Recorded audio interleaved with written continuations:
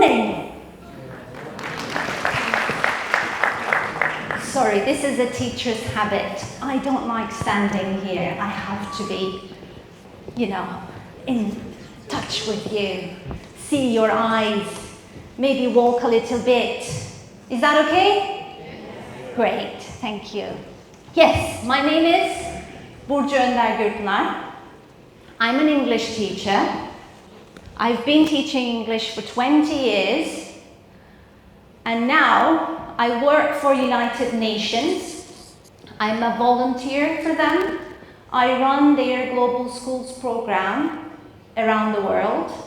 I mentor teachers who would like to do sustainable development goals in their studies.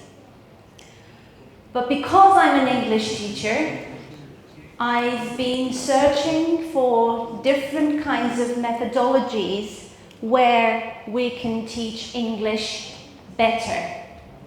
So I started searching when I was at the university. And what I figured out is we shouldn't teach English. Is it surprising? We shouldn't teach English. We have to create environments where our students jump into English. So that's why I'm in fully support of bilingual education. And there are different types of methodologies where you can implement bilingual education even if you're not doing an international curriculum. So today I will be talking about the steps that we're going to follow, and we'll give you some ideas, hopefully, when you go to your schools and start teaching. Okay, but before we start, I had a long flight from Turkey and I didn't sleep. Okay, I came at about 2:30 in the morning and I slept probably 3 or 4 hours, and now I'm here. Are you all awake? Okay, so can you all stand up? I'm a gamer, so we'll be standing up and sitting down a bit. I have a friend, he's Yavuz Samur. I don't know if you know him, he's the king of gamification and AI. So he taught me a game, so I'm going to play this game with you guys. Okay, now I want your left finger, like this, your index finger, and your right hand like this. Okay? Can I see? Well done.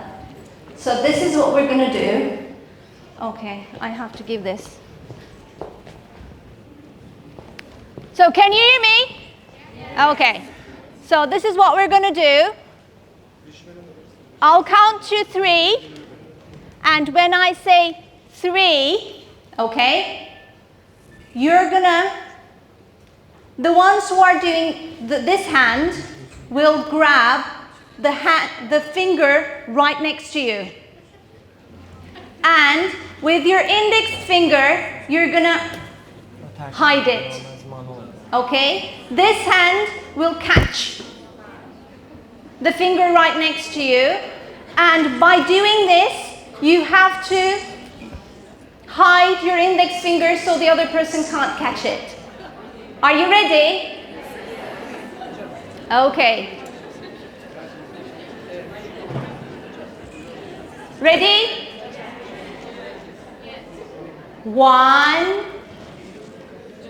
2, 3. Ah.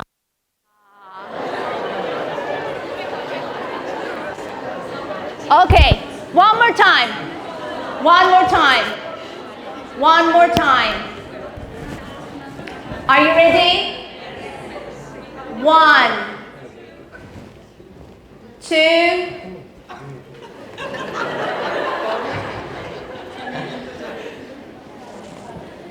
Here is the outline of my presentation. First, we're going to talk about bilingual education.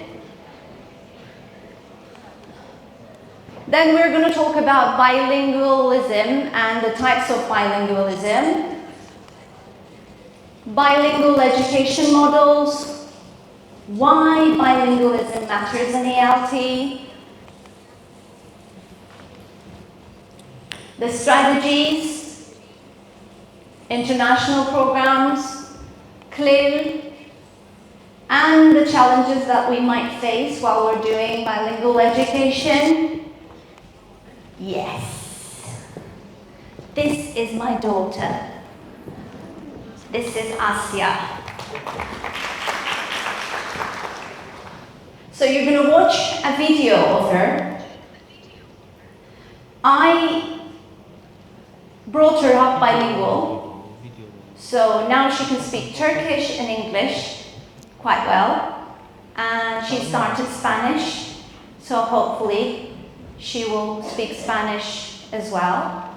So this is a tiny video to give you an idea how we communicate. Oh, there's no volume. Sorry about that.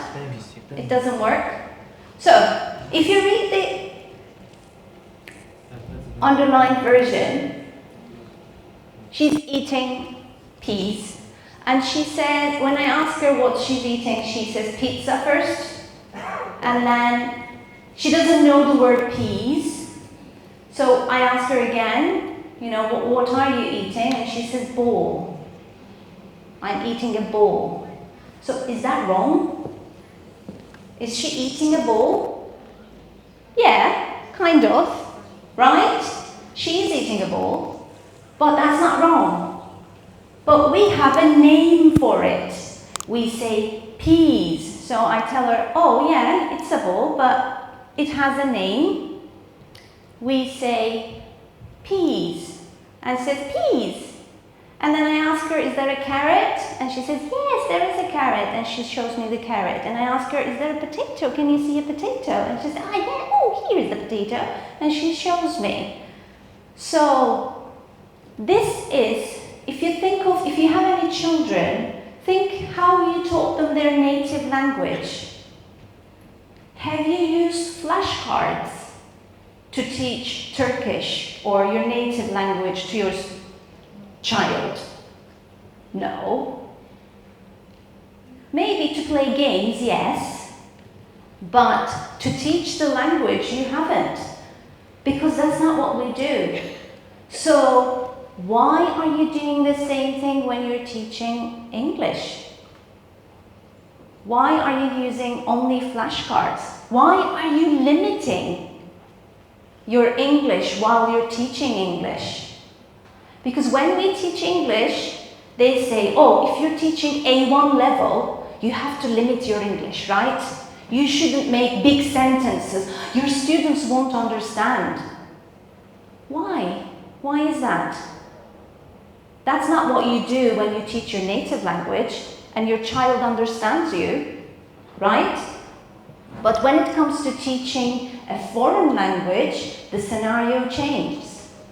So I would like you to think with this perspective while you're listening to me, because immersion is important. Because we want our students to acquire language. Because there's a period, you know, when they're young, till 11 or 12 years, it's the acquisition period.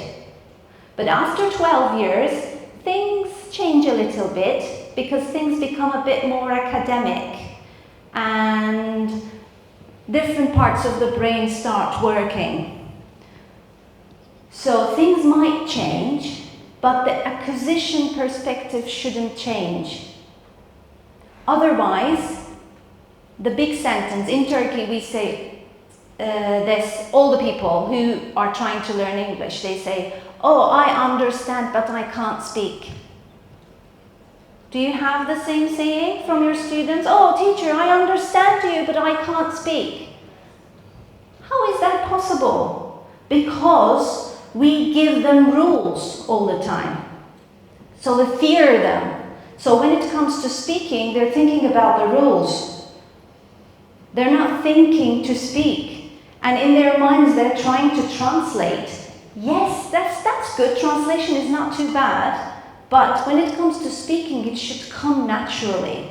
So we need something natural while we're teaching the language. So we have to create a natural environment.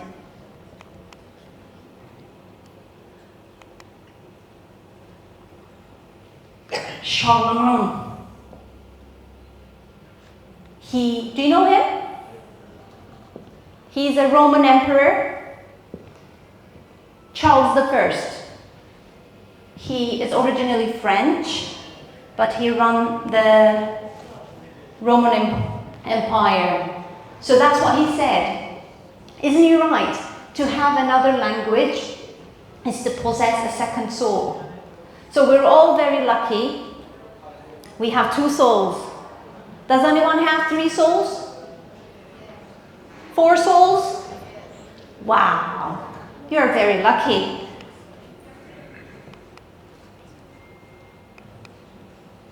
Okay, what is bilingual education? In scientific terms, it means bilingual education refers to teaching academic content in 2 languages. L1, L2. L1 being the native language and L2 being the foreign language or the target language you're trying to teach. So, what are bilingual types? We have 2 types of bilingualism. One is a simultaneous one. So, you learn 2 languages from birth, like my daughter, Asya. Okay? Or the people in Canada, where they learn French and English together.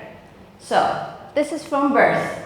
And the second one is sequential bilingualism, where you learn L2 after you learn L1. So the scenario that we're trying to do in our schools is the second one, right? So all our students know their native language, so we're trying to build up the target language. So we have to know these because we're going to build up our system, our curriculum accordingly. And the education model starts with transitional bilingual education, where we're shifting with L1 and L2. There's also developmental one, where we maintain to develop both languages at the same time. And we have dual language system, where native speakers of both languages, L1 and L2, learn together both languages. And the last one is immersion. Instruction primarily in L2, while remaining respect to L1. So this is immersion, this is what we're doing in our schools generally. So, why it is important in ELT? Because the world is going that direction. So we would like our students to be fluent in English so they can be visionary students, right? So they can read articles in English because the science language is in English. So we're trying to make our students, we want our students to have 21st century skills. So they need English for that. So it has cognitive benefits. So when you all know that if you speak 2 languages, your brain works more. Because your brain works more, you become more intelligent. That's the cognitive benefit.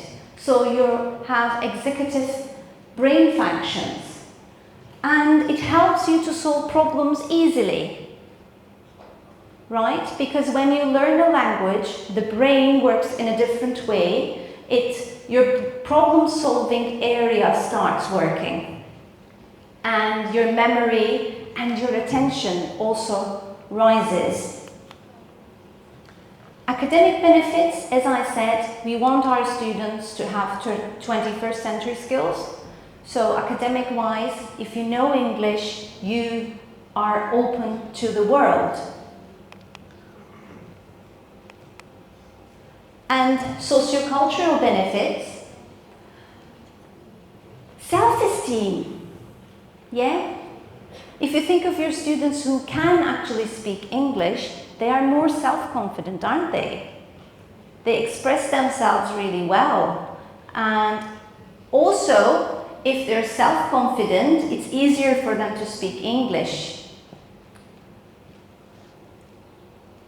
And if your students know English, you can do international projects with them. You can take them abroad. They can study abroad or attend events abroad. So you can do lots of projects with them so that they can go and present in different countries. So this gives them intercultural benefits. There are some myths about bilingual education. Have you heard this?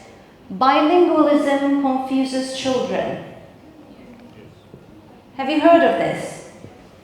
Yeah, parents generally complain about that. Well, that's a myth, because the reality doesn't say that.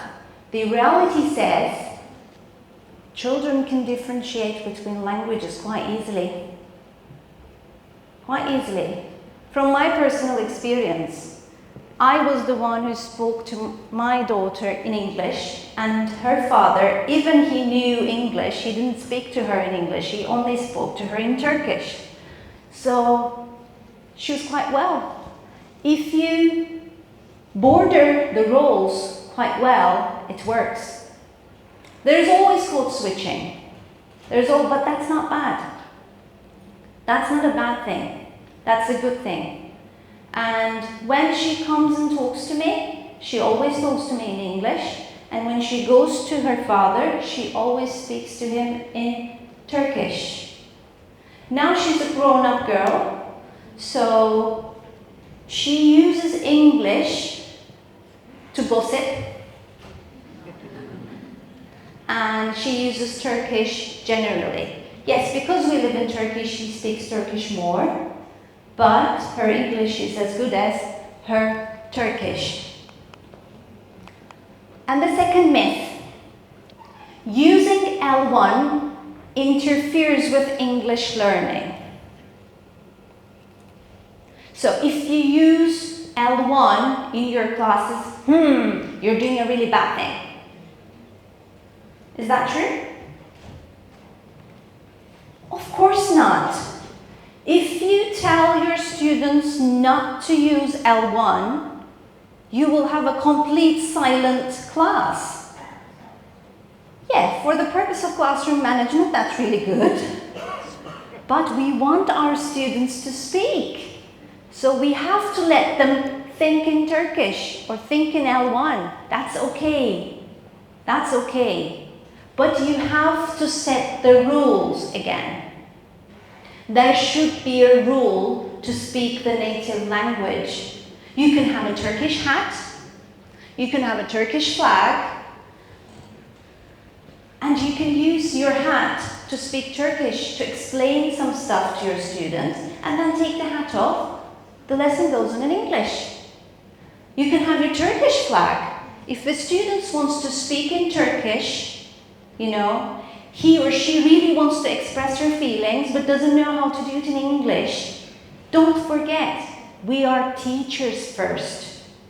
We are not just English mentors, so we would like our students to feel confident, feel safe in our classes. So they can raise their hand. May I have the Turkish flag, please? They take the Turkish flag and start speaking in Turkish, tell the urgent thing they have to say, and then give it to you back. So you don't have to worry. The English lesson continues.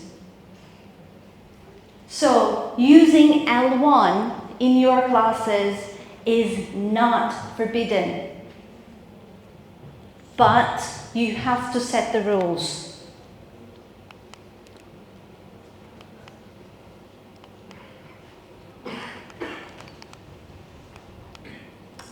And the third myth, bilingual programs slow academic progress. No, that's not true. Because the research shows that either it's equal or better. This is science. It is difficult for teachers to run. It is difficult for school leaders to cope, but in the end, it's better.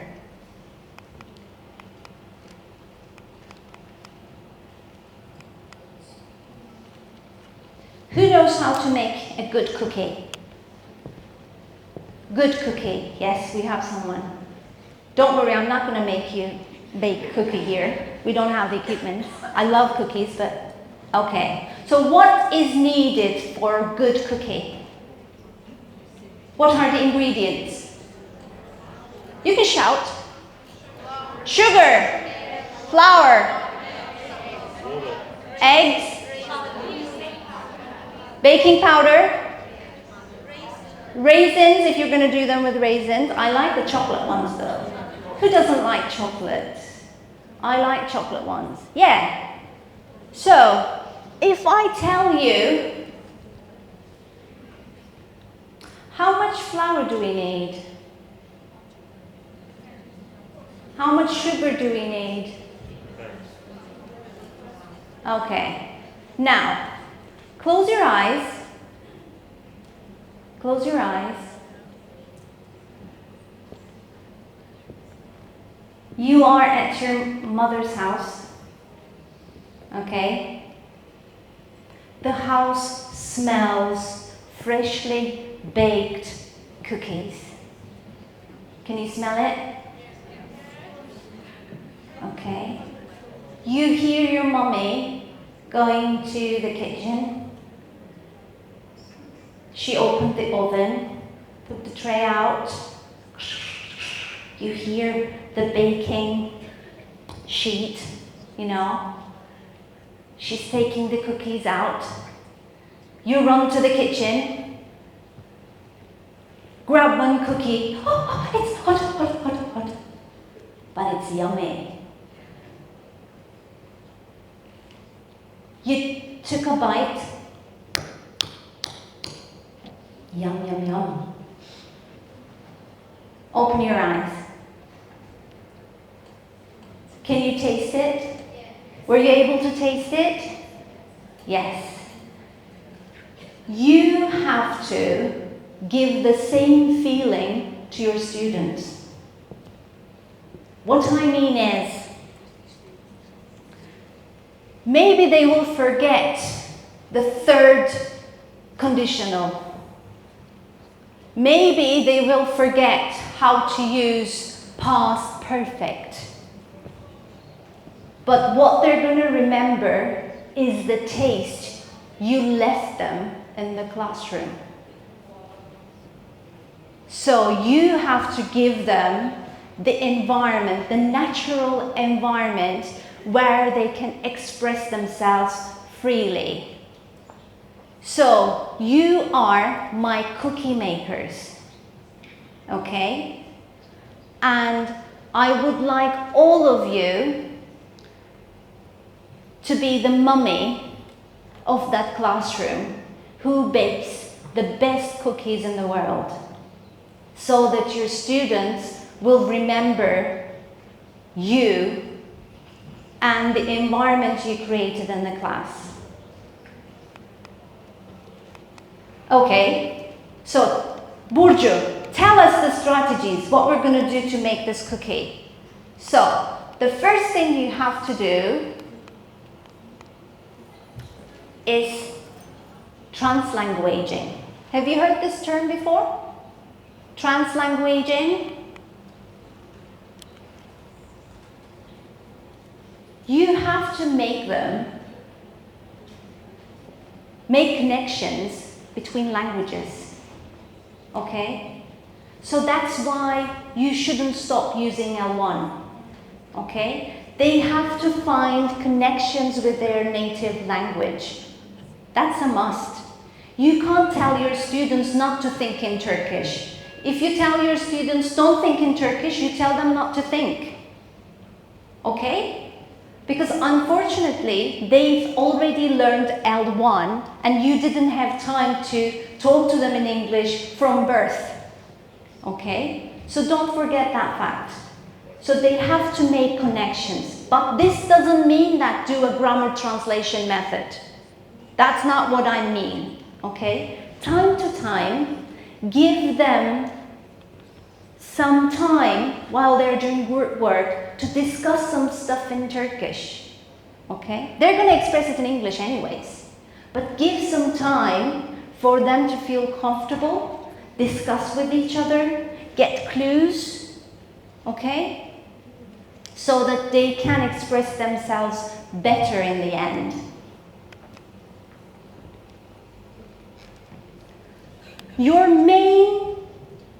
The core of your English lessons should be about mean learning. So what I mean is they have to make the meaning first. They have to get what you're trying to express, okay? You have to leverage them.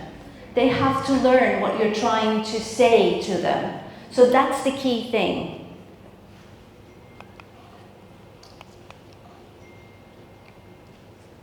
You can do L1 scaffolding.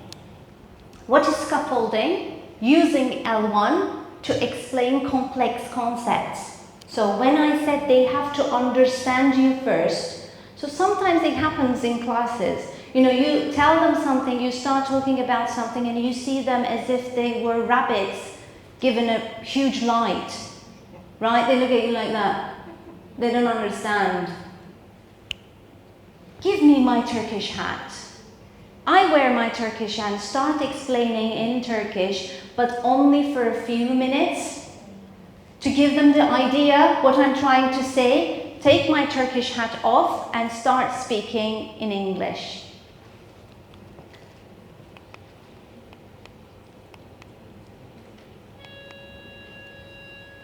They can do cross-linguistic transfer, which means you can talk about the similarities and differences between L1 and L2, especially when it comes to vocabulary, especially when it comes to grammar structures. There are some structures in English that we don't have in Turkish. There are some vocabulary words that we don't have in Turkish. So this is a good start for a discussion. You can discuss this so they have an idea what a different language means. Different language means different culture, different words, different structures. So they are ready to learn. And when there is something that they don't know in their native language, they will be ready to learn because they know, oh, languages can differ. I can do this. I just have to make sense of it. And dual language resources. We need bilingual texts, maybe bilingual books. You know, there are some books where there are, you know, 2 pages, 1 page is one language and the other page is other language. Or you can assign them world classics, okay? Little Prince, for example, there's Turkish, there's English, so they can read both. So they can make sense of it. They can see the differences between 2 languages. And international programs. IB programs. This is what they do, actually. In IB, yes, there is L1, L2, and when an IB school comes into a country where English is not the native language, the IB students have great English. Why is that? Why is that? From the beginning, they have great English. I'm not just talking about a diploma program where they're doing in high school.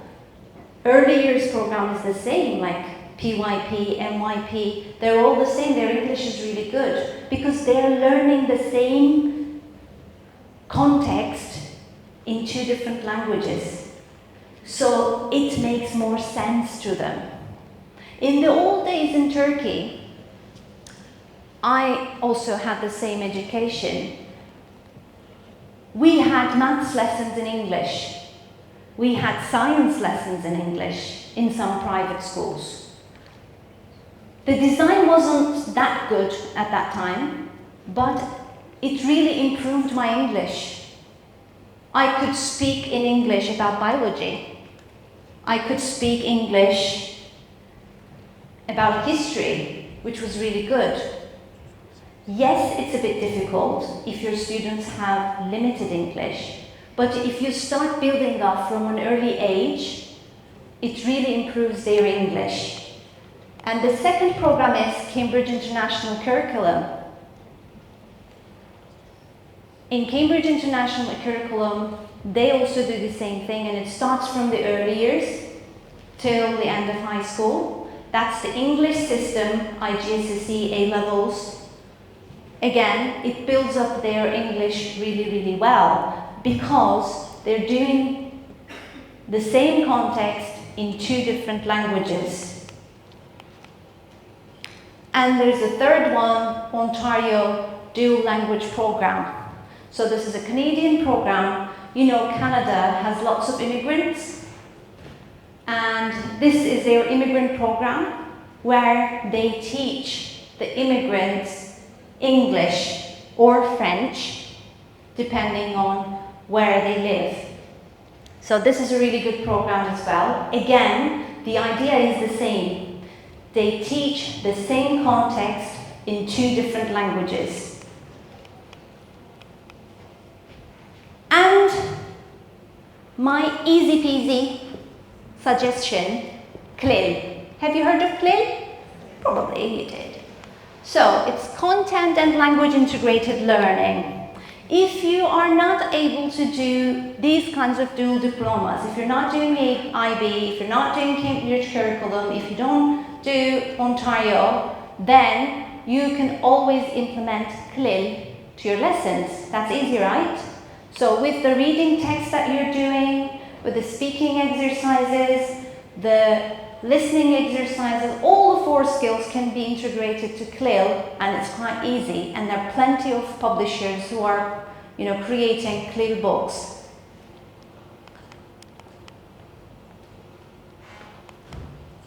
And it makes more sense because your students are not just thinking about the rules of the language.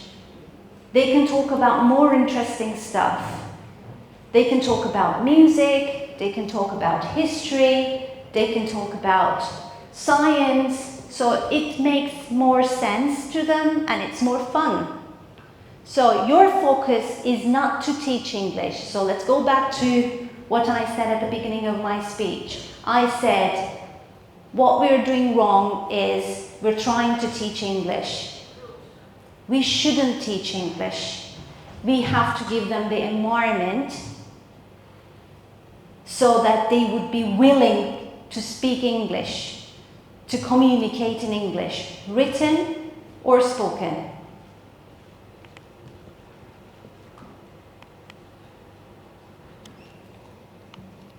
And when you do CLIL, the 4 C's come into light. So the 21st century skills, as I mentioned before. So content, communication, cognition, and culture. So those 4 things are the most important things when we're doing CLIL, and those are the things that motivate your students. So you don't have to think about to create an artificial environment. As I said, naturalism is very important when you're trying to teach English. The environment should be natural because the students understand when something is artificial. So it should be natural. So authentic materials makes more sense to them and they get more excited when you show them the real menu. Okay? Not just the one you created. Take them a real menu. When you bring them a newspaper article, that's more fun than the reading you created from ChatGPT. And higher order thinking skills, HOTS. Have you heard of this term before? Yeah? So it develops higher order thinking skills through L2. So when we think in an order. And when they start thinking in L2, they start dreaming in L2. So when I tell my students when they start learning English, I say, when you start dreaming in English, you are successful. Because when you start dreaming in English, your higher order thinking skills are in action. So that's the key. And we have to motivate and engage them. And as I said, when you give them clear topics, it's more fun. It's more engaging. They like it more. And my suggestions are, you can teach different topics in English. I'm not saying do it as a lesson. You don't have to do it as a lesson, but bring them into your class. We are lucky as English teachers because most of the products that we're using in our classes have these types of readings or big questions, especially if you're doing inquiry-based learning. If you're using a book related to inquiry-based learning, you have this in your class already. But if not, you can do this. And sometimes those books are very international. If you want to do something more native, if you want to do something more cultural, then you can bring your own authentic materials to your class. And projects. Do lots of projects. Ask them to do group work. It really helps for them to develop their language skills.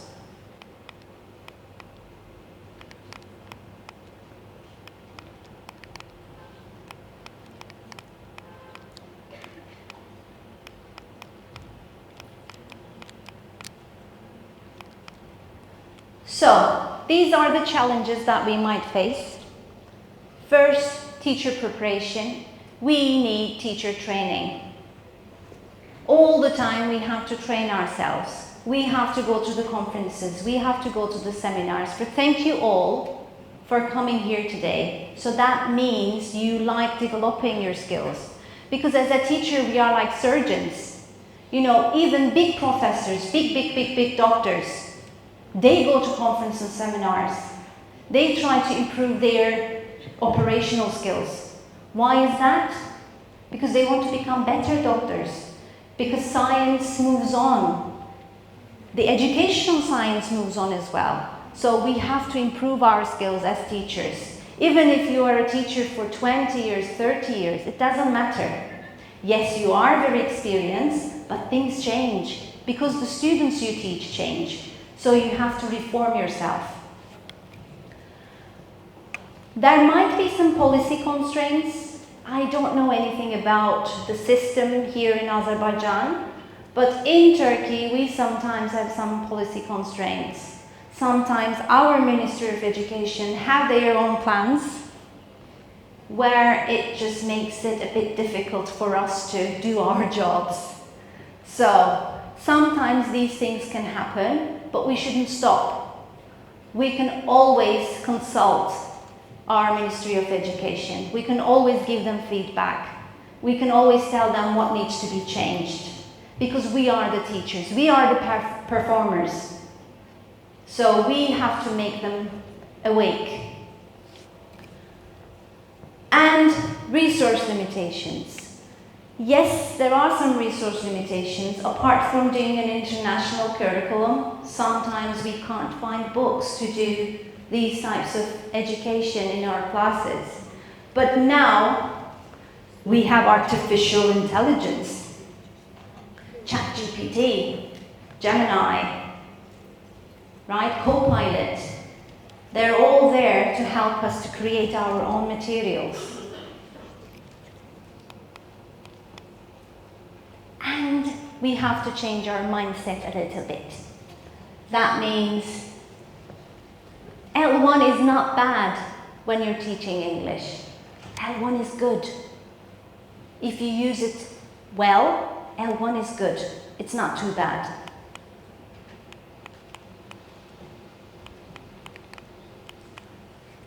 So, the world changes into a multilingual place, right? So, Most of the people will be speaking English in the future, hopefully, and other languages as well, where Spanish is really popular, and there's also official language French, right? And Germany is becoming very popular among university students who would like to study engineering, so German is becoming very popular as well. So this multilingualism and international mobility is a big motivation for your students. Even if they don't go abroad, they all play computer games, right? My son, he's 21, and he can die for a computer game. So it is important. So you have a very big motivation there. And use of AI, the technology.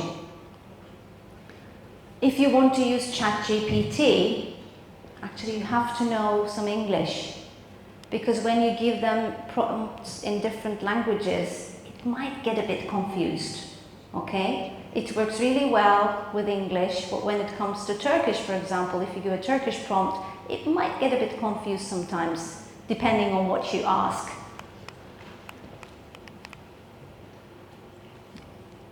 And, as I said, I am a global schools program mentor. So I do sustainable development goals, and equity is very important for me. Gender equality is very important for me. General equality is very important for me. So when it comes to language, it gives us the chance to shout more about equity.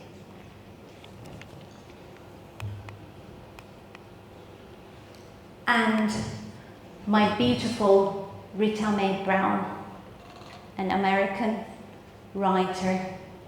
Language is the roadmap of a culture. So as teachers, you are the ones who create that roadmap. You draw the map, and you have a big power in your hands to draw that map. So more languages, more maps, more places to discover. Thank you.